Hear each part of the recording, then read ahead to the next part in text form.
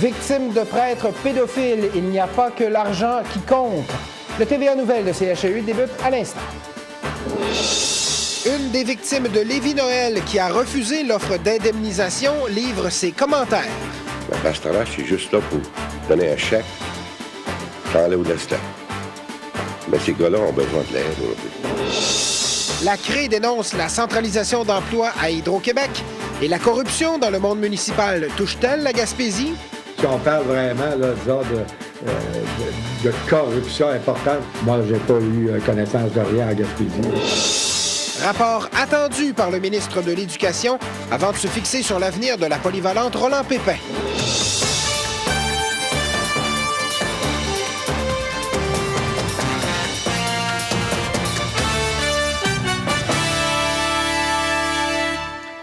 Bon vendredi, mesdames et messieurs. Après avoir rencontré l'ex-juge de la Cour suprême Michel Bastarache, 35 victimes de prêtres pédophiles du diocèse de Bathurst recevront des compensations financières. Certaines des victimes de l'ex-curé âgé de 84 ans, Lévis-Noël, ont plutôt décidé de demander justice devant les tribunaux.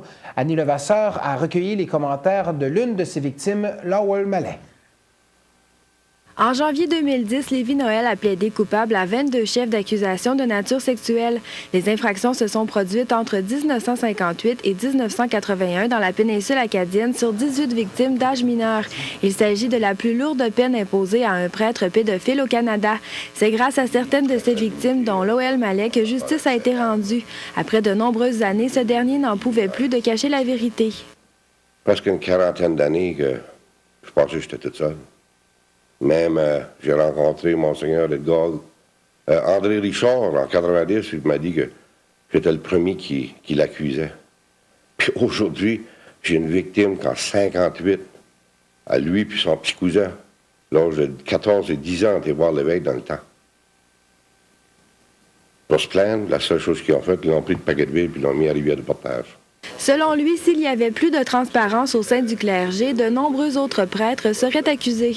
La seule compassion qu'on pourrait faire, c'est ouvrir leurs livres, puis dire où ce que Lévis-Noël, puis Charles Picot ont eu leur paroisse. Je veux dire, London, Ontario, la diocèse de là, ont fait ça pour Père Pelletier, puis ce Pelletier ici était décédé. Maintenant, l'évêque du temps là-bas, on dit non, on va tout donner où ce qui était ses paroisses pour aider les victimes à s'avancer. On attend toujours ça de l'évêque ici. M. Mallet a décidé d'entreprendre des poursuites judiciaires au lieu de demander une compensation financière au diocèse de Bathurst. Il croit que les victimes ne devraient pas seulement recevoir de l'argent. Elles devraient se faire offrir de l'aide psychologique. Pour les droitasteurs, il y a beaucoup de monde qui s'avance, puis ça demande de tourner le couteau dans la plaie à plusieurs reprises. C'est une grosse démarche pour sortir. Puis de l'argent, les droitasteurs, c'est de l'aide qu'ils ont besoin. Puis ils n'en parleront pas. Si tu vas appeler à l'évêché, ils vont te dire « Ah, on a mis ça dans les mains à Bastarache. » Mais Bastarache, c'est juste là pour donner un chèque, prends-le ou laisse-le. Mais ces gars-là ont besoin de l'aide aujourd'hui.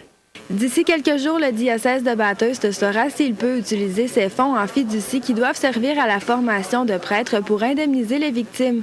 La demande a été déposée devant la cour du banc de la Reine à Bathurst. Ça, ils ont triché les jeunes maintenant devenus adultes. Aujourd'hui, ils vont tricher ceux qui sont dans les cercueils. Lowell Mallet invite les gens à consulter la page Facebook « Innocentes victimes d'abus sexuels du diocèse de Bathurst ». Plusieurs livres, films et documents sont conseillés pour aider les victimes. Annie Levasseur, CHU TVA, Tracadie-Shaila.